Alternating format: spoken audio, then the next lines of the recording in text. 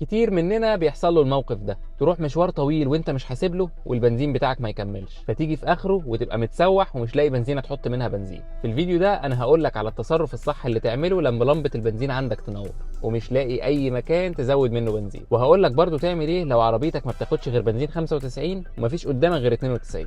اولا خلينا متفقين انه غلط انك تسيب البنزين في عربيتك يقل عن النص، ولو عايز تعرف ليه ارجع شوف الفيديو بتاع ترمبه البنزين، هسيبهولك في لينك في الكومنتات. تاني حاجه، لما لمبه البنزين بتاعتك تنور ده مش معناه ان البنزين خلص، ده معناه ان البنزين قرب يخلص والعربيه بتدي لك تنبيه عشان تحط بنزين. واغلب العربيات بعد ما لمبتها بتنور ممكن تمشي مسافه من 50 ل 100 كيلو عادي. 50 كيلو دي تاخدك من التجمع لاكتوبر، من شرق القاهره لغربها. بس تقلق امتى؟ لو عوامه البنزين عندك بايظه او بتخرب، ساعتها انا مش مسؤول وما عنديش اي حل ليك بصراحه، روح صلحها وتعالى. اما ده بقى لو حصل معاك وعايز تعرف ازاي تمشي اطول مسافه ممكنه بالبنزين اللي معاك، كمل بقى معايا الفيديو. الفكره هنا في عدد لفات الموتور والحمل اللي انت محمله على العربيه. اولا لو مشغل التكييف لازم تقفله. ثانيا مش عشان قفلت التكييف بقى تفتح الشبابيك، لا، اخرك تفتح فتحه بسيطه جدا في الشباك، وده علشان ما تزودش مقاومه الهواء للعربيه. ثالث حاجه، حاول على قد ما تقدر تمشي على اعلى غيار للجير بوكس او الفتيس بتاعك بحيث يديلك اقل عدد لفات للموتور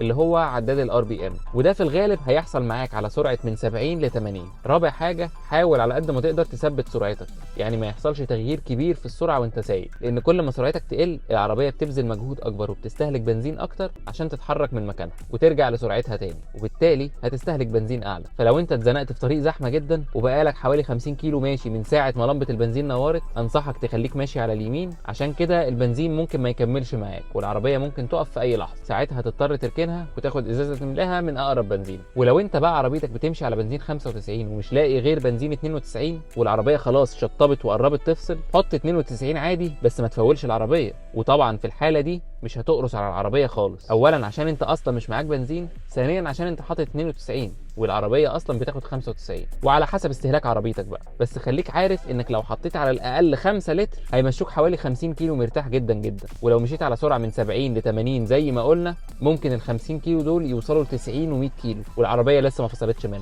اللي هو اكيد هتلاقي بنزينه في طريقك. لو الفيديو ده عجبك ما تنساش اللايك والشير والفولو، واكتب لنا في الكومنتات لو عربيتك عملت معاك الموقف ده قبل كده وتصرفت ازاي.